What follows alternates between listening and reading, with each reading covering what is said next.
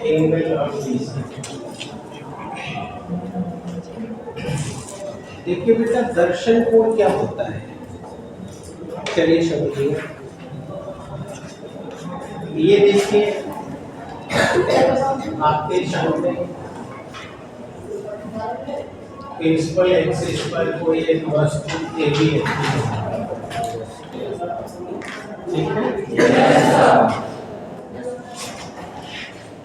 और आप यहाँ आंख लगा के अपनी देखना चाहते हो, जैसे अभी आप ले लो, अभी आपके सामने ये बोर्ड है और आप इसे देख रहे हो। तो देखो यहाँ आपकी आई है। अब ये वस्तु आपके आंख से देखिए x सेंटीमीटर दूर है और इस वस्तु की लंबाई अगर मान ली y है तो कितनी लंबी है। और आप एक दृष्टि में अगर इसे देखना चाहते हो तो बताओ यहाँ से प्रकाश की किरण चल करके आपके आंख पे आके पड़ेगी, और लास्ट पॉइंट ये यहाँ से आके पड़ेगी। तो देखो दोनों किरणें नेत्र पर कुछ कोण यहाँ अंतरित कर रही है कि नहीं कर रही है। अगर ये अंतरित कोण कौन है, थीटा, तो यही अंतरित कोण हुआ दर्शन कोण। क्लियर हो गया? यानी कि किसी भी वस्तु के द्वारा नेत्र पर जितना कोण अंतरित किया जाता है वही उस वस्तु का क्लियर हो गया?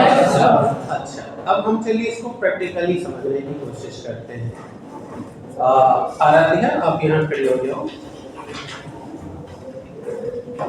अब यहाँ से देखो, आराध्या को मैंने एक ऑब्जर्वर बनाया है और जाहिर है कि इनकी आंख में, अरे इनके पूरे बॉडी में आंख एक प्रकाशिक यंत्र है जो इस पूरे को देखेगा। That's clear? और इनका आंख यहाँ से इतनी दूरी पे है और ये पूरे वहां से लेकर यहाँ तक भी अगर हम देखना चाहे तो यहाँ तक ये एक दृष्टि में देखना चाहती हैं। तो अब आप इनके हेड एक बार देखो ध्यान से। तो अभी इनको मैंने कहा पूरा देखना है, तो ये देखो ऐसे सर उठा रही है, राइट है। अब मैं इनको धीरे धीरे कहूँगा पीछे की ओर बढ़ते जाइए, इधर देखते हुए जाइए एकदम दीवार तक, आराम से जाइए और जो कुछ होता जा रहा है अध्ययन करते रहेंगे और चले जाइए दीवार तक। अब आप हमें बताइए, वहां जाने के बाद अब आपको पूरा दृश्य देखना सुलभ हो गया है ना? ज्यादा उठाना नहीं ना पड़ा है। लेकिन जैसे जैसे आप मैंने ऑब्जर्वर बताइए नजदीक आते चले जा रहे हैं। अब देखिए इनको अपना सिर धीरे धीरे उठाना पड़ रहा है। अब बैठिए, क्लियर है? उठाना पड़ता जा रहा है। वाई शायद आपका शरीर की शब्द कुछ हो रहा है, देखिए कुछ हुआ है। ये ऑब्जेक्ट है, ये ऑब्जर्वर है। ऑब्जर्वर से ऑब्जेक्ट की बीच की दूरी जैसे जैसे बढ़ती चली गई है, बताओ कोण बदलता चला गया और जैसे जैसे फिर भी कोण बदलता चला। यही काम में अगर हम देखें तो वस्तु की लंबाई में हमने कोई बदलाव नहीं किया। उसी तरह से अगर हम ऑब्जर्वर को एक जगह स्थिर कर दें और कहें कि अब आप भिन्न भिन्न आकार की वस्तु को देखो, यानी एक वस्तु ये है, एक वस्तु इससे भी बड़ी है, एक वस्तु उससे भी बड़ी है, तो क्या अब भी बताओ नेत्र पर एक ही दर्शक कोण बनेगा या अलग अलग बनेगा? सामने देख रहे हैं ना? यानी कि किसी भी ऑब्जेक्ट का ऑब्जर्वर के नेत्र पर जो दर्शन कोण फॉर्म हो रहा है वह वस्तु की लंबाई से भी प्रभावित है और वस्तु से ऑब्जर्वर के बीच की दूरी से भी आप प्रभावित हैं। इसीलिए हमने परिभाषा में कहा कि वस्तु की लंबाई और वस्तु से ऑब्जर्वर की दूरी, यानी ये दोनों किरणें दिखाई दे रहा है, जाकर नेत्र को जब आपतित हो रही हैं तो ये कितना कोण फॉर्म कर रही हैं वही कहलाएगा दर्शन। और हम जैसे जैसे दूरी बढ़ाते जाएंगे दर्शन कोण कम होता है, दूरी। यानी इन्हीं के द्वारा ये प्रयोग करवाने का उद्देश्य यही था कि आप प्रैक्टिकली समझ सके। नहीं तो हम मैथमेटिकली कर सकते थे, परंतु मैथमेटिक्स बहुत कम लोग पढ़ते हैं या उनको आती है, जो पढ़ते हैं उनको भी नहीं आती है, तब से इस बात की। तो इसलिए हमने एक ऐसा रास्ता अपनाया जो हम दोनों तक पहुंच बना ले। तो जो दूर था वो जैसे जैसे नजदीक आता चला गया है, बताइए दर्शन को बढ़ता गया। लेकिन वस्तु की लंबाई के साथ उल्टा हुआ है। वस्तु की लंबाई देखो जैसे जैसे बड़ी से छोटी होती जाती है, दर्शन कोण घटता है। सही है ना जी? इसका मतलब कि ये दर्शन कोण को अगर प्रभावित करने वाला कोई फैक्टर है तो वह तुम्हारे मैथ की भाषा में दो है, एक लंब और एक आधार। और लंब और आधार में जानते ही वो कोण टैन का होता है। यानी यहाँ भी मामला टेंजेंशियल है, यानी टेंजेंट का। और यही बात वेक्टर भी बताती है कि किसी का भी दिशा निर्धारित करना है तो टेन ही वैल्यू लेना पड़ता है। और दूसरा कि आप भी जानते हो कि जहाँ भी कोण कम अंतरित होगा वहाँ न साइन प्रभावित करेगा न कॉस करेगा न भिन्नी भी करेगा। इसका उदाहरण पीछे देख लीजिए। क्या आप समझ आ गए आपको? अब इसको जब आपने कक्षा 10 में रहे होंगे, ऊंचाई दूरी की सवाल पढ़े होंगे, तो आपने देखा होगा कि जब भी कोई वस्तु जैसे चिमनी या मीनार है तो इसके करीब आते जाते हो तो कोण बढ़ता जाता है, दूर जाते हो। इसीलिए मैंने कहा कि मैं मैथ का इस्तेमाल नहीं कर रहा हूँ, लेकिन मैंने अभी याद दिला दिया। जो पढ़ने वाले हैं उनको ये सब जरूर 10 का याद होगा।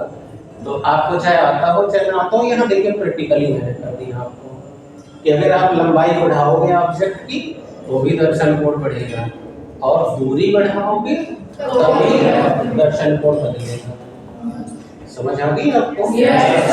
कोई डिफिकल्टी? यदि 2-3 मिनट के लिए चला दीजिए जल्दी।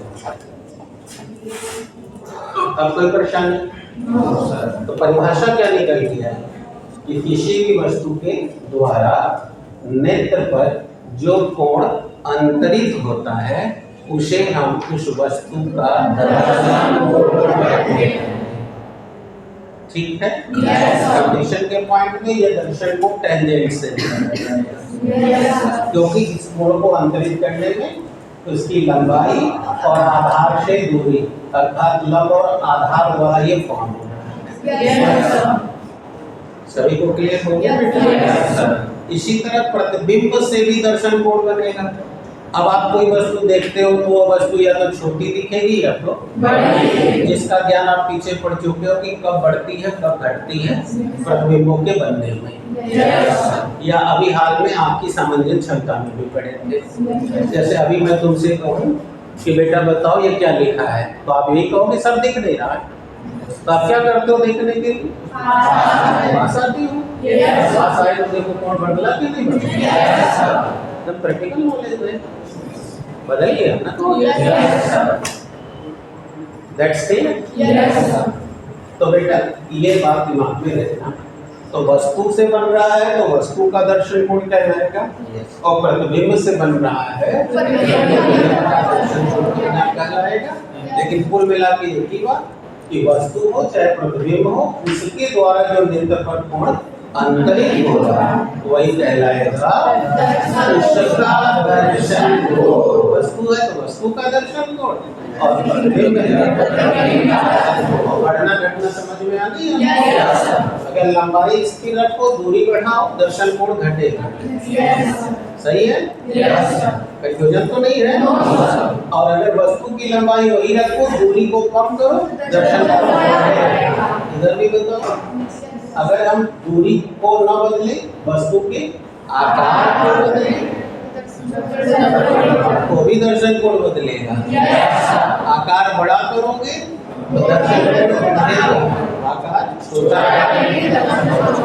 और इस बच्चे को यही अनुभव हुआ होगा वहां से यहाँ आकर देखने में। ऐसे ही आप कभी चले जाओ दिल्ली में, तो दिल्ली में देखना 20-20 मंजिला बिल्डिंग खड़ी है, और सड़क पे खड़े हो और देखो तो आपको 10-5 मंजिला दिखेगा, ऊपर दिखेगा नहीं करेगा।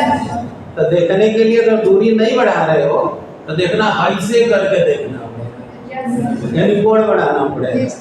मेरी पासरी कि तुम सूत जाओ तो और बढ़िया दिखेगा। आ रहा है बात समझ में? क्लियर हो रहा है आपको? यानी दर्शन कोण लगातार बढ़ रहा है। ठीक है? इसीलिए कोई वस्तु एक दृष्टि में, जैसे आप छत पे अपने चले जाओ और सिवान में देखो तो देखना आंख समतल में ही रखने से पूरा दिख जाएगा, क्योंकि दर्शन कोण बढ़ा बहुत ही घट गया है। समझ में आ रहा है ना? इसका कोई अभिप्राय समझना कि मैं क्या अभिप्राय ले रहा हूँ। अगर दर्शन कोण बढ़ता है, दर्शन कोण बढ़ता है, तो नेत्र का जो विजन है, नेत्र का जो दृष्टि क्षेत्र है वो घट जाता है। और जब दर्शन कोण घटता है तो नेत्र का जो दृष्टि क्षेत्र है, नहीं समझ में आया? अगर हम दीवार के पास हो जाए तो बोलो दर्शन कोण बड़ा हो गया, दृष्टि क्षेत्र कम हो जाएगा। अब यहाँ आके अगर हम देखें तो पूरा एक पे बार नहीं दिखेगा, देखो कोण बढ़ाना पड़ेगा। हम दूर चले जाए दर्शन कोण घटेगा, दृष्टि क्षेत्र बढ़ेगा। क्या क्या बोल गया, समझ में आ गया? तो ये बात याद रखना जो वाइवा में जरूरत पड़ेगी और कंडीशन। क्लियर हो गया आपको? यहाँ एक बार फिर से देखिए, दूरी बढ़ने पर दर्शन कोण घटेगा, लेकिन वस्तु की लंबाई बढ़ने पर दर्शन कोण बढ़ेगा। यानी ये डायरेक्टली प्रोपोर्शनल है। और दृष्टि क्षेत्र का क्या इशू है कि दृष्टि क्षेत्र दर्शन कोण घटने पर बढ़ता है और दर्शन कोण बढ़ने पर घटता है। यानी तुम जितने यहाँ पास आके देखने की कोशिश करोगे तुम्हारा दृष्टि क्षेत्र कम, मतलब ऐसा हुआ था कि और जितने दूर जाएंगे दर्शन कोण घटेगा और दृष्टि क्षेत्र बढ़ेगा। आगे आपको समझ में आप कोई प्रॉब्लम? और ये क्लियर हो गया सबको?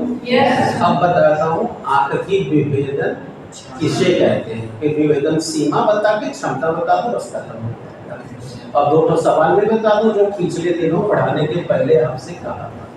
तो आइए बता दो, आंख का विभेदन यानी विभेदन किसे?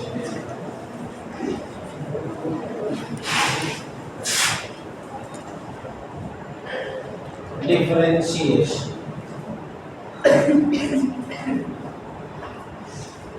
आइए बेटा,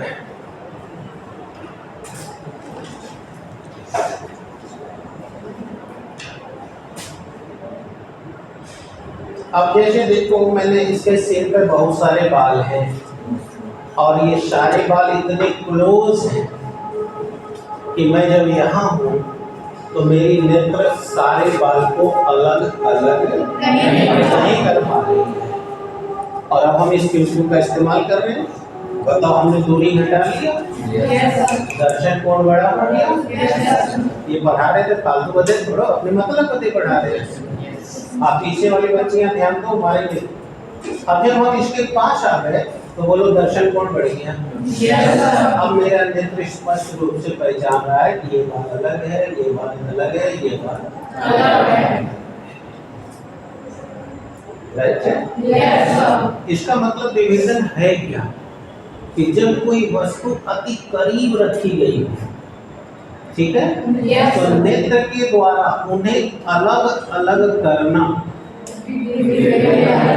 आंख का विभेदन है। अभी आपको समझ में?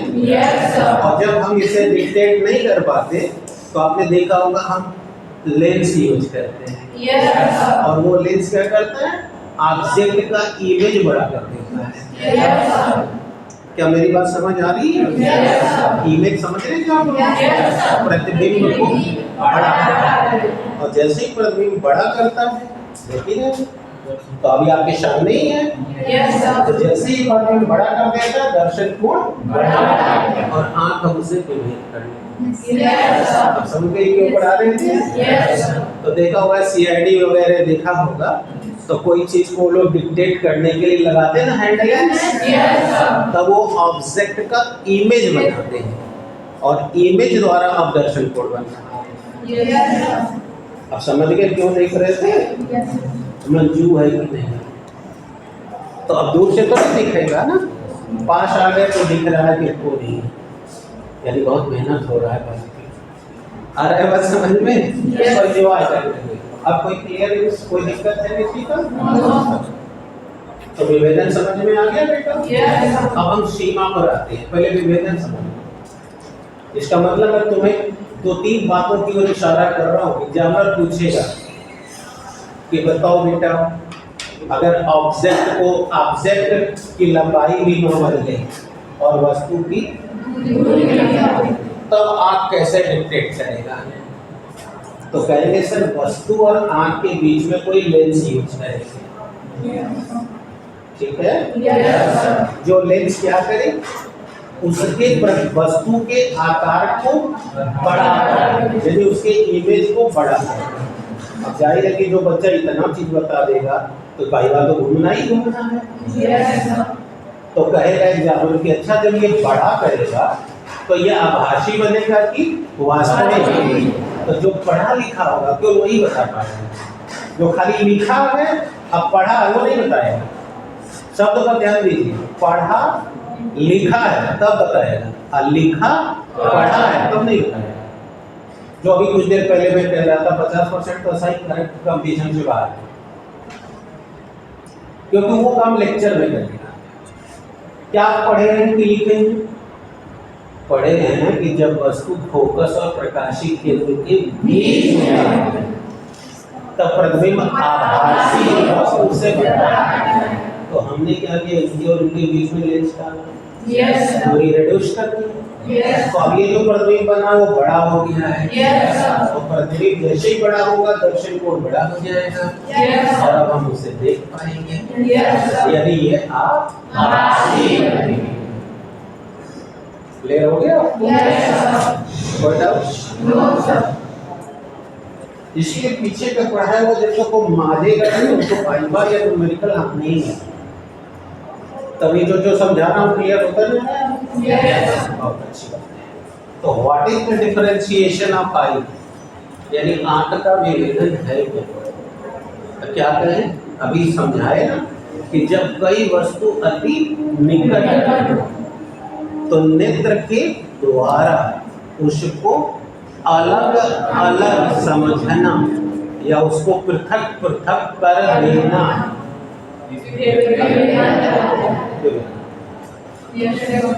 आगे आपको, और इसी वजह से आप अपने शर्ट के केवल सफेद रंग देख पा रहे हैं, प्लेन सीट देख पा रहे हैं। सर पर दूसरे के बाल, केवल बाल काला दिख रहा है, तो बाल अलग अलग नहीं दिख रहा है, क्योंकि हमारे आंख उसे विभेद नहीं करता। आ गया समझ में? और इसी प्रिंसिपल का इस्तेमाल करके फिल्मों में जो है चित्र खींचे जाते हैं। जैसे आप देखते हैं कि एक हीरो छत पर ले कूद गया, उसका गोड़ हाथ नहीं टूटेगा। आप खाली 4 फुट ऊपर से गिर गया, हाथ गोड़ टूट जाएगा, वो रखा नहीं टूटेगा। क्यों? क्योंकि उसको वो साथ देने के लिए पीछे कमर में बेल्ट लगाकर एक पतली सी बहुत ही अधिक तन्यता का गुण रखने वाली वायर के सहारे उसको गिराएगा। अंडरस्टूड?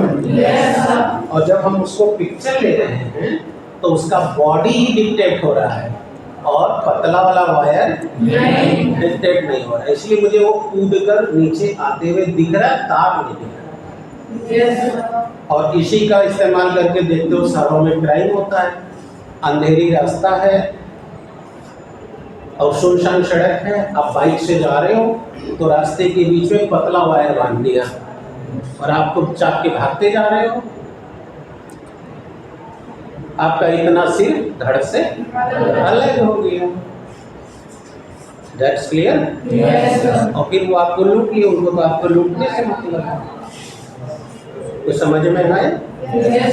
ऐसे ही जो तुम्हारे मच्छर होते हैं उनको भी हम इसी प्रिंसिपल से मच्छरदानी बनाते हैं और वो आकर मच्छरदानी में फंस जाते हैं या टकरा के गिर जाते हैं, क्योंकि उनकी आँख मच्छरदानी के धागों को डिटेक्ट नहीं कर पाती। ठीक है? अब यहाँ से देखो, वो तुमको वो दिख रहा है, इधर वाले बच्चे जो है उधर पेड़ की पत्ती को देख ले तो खिड़की से, और इधर वाले बच्चे देखो वो पत्ती को देखो। धारा को दिख रहा है ना कि सारी लीफ अलग अलग दिख रही है।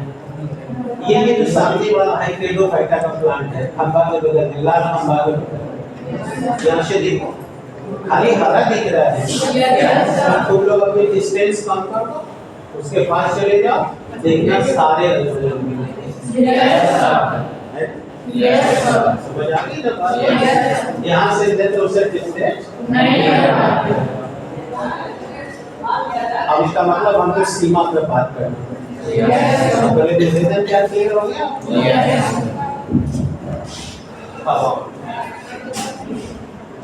जब दो या दो से अधिक वस्तुएं एक दूसरे के अति निकट रखी हुई दिख रहा है, तो नेत्र उन्हें अलग अलग पृथक नहीं कर पाता। ठीक है? यही क्या कहलाता है? अब उमांजनी वहां पीछे खड़ी हो जाओ जल्दी क्विक। अब तो मुझे बताओ, ठीक है कुछ जोड़ दो थोड़ा सा और सुविधा हो जाए। अब वहां खड़ी होके बताओ, ये सब यहाँ से लेके यहाँ तक खाली काला नजर आ रहा है या सब अलग अलग नजर आ रहे हैं? काला नजर आ रहा है। तुम भी जाओ भाई, देखो तो जरा झूठ बोल रही है कि सही बोल रही है।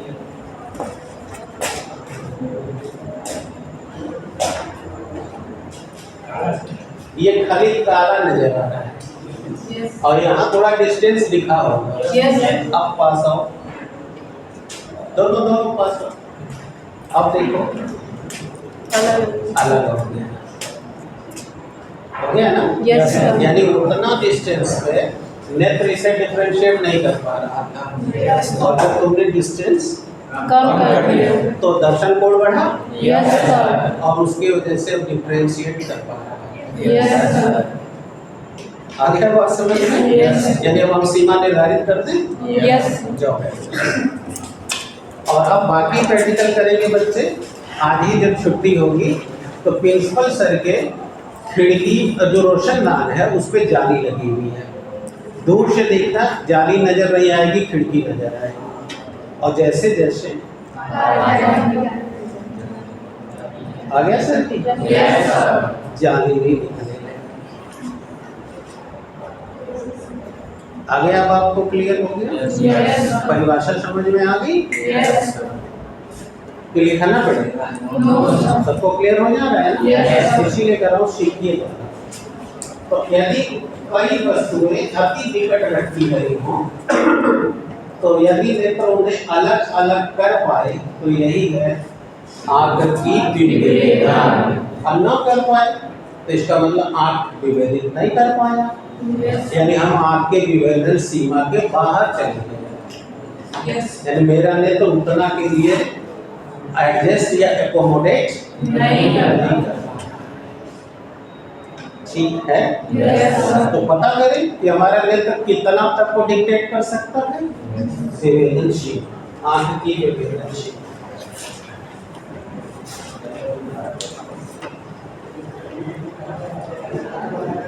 Limitation of differentiation. आपके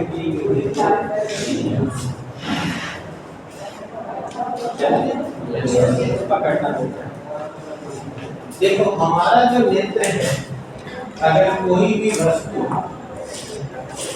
2 मिलीमीटर से कम डिस्टेंस में करने आ रहा है, क्या बोलो समझ आ रही है? अगर हमारा जो नेत्र है ऐसी वस्तुएं जिन वस्तुओं के बीच का जो अंतर है वह 2 mm से कम, आया बात समझ में?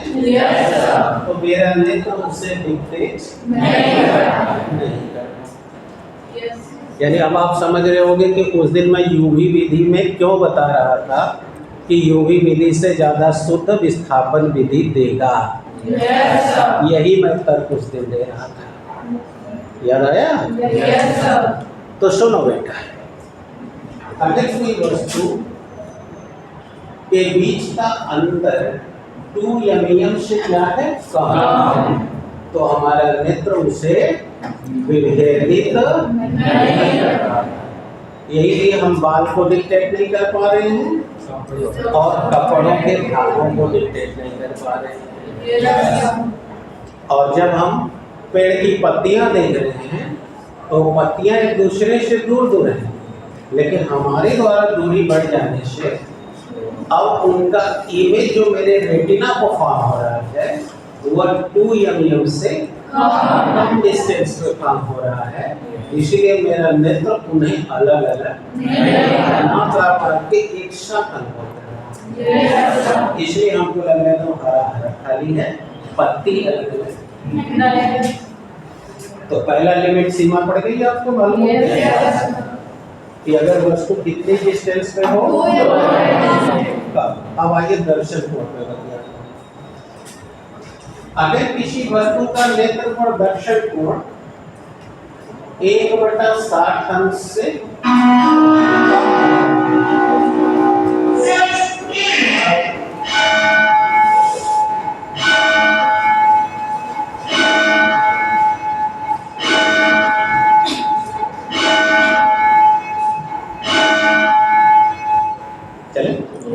कितना बन रहा है बेटा?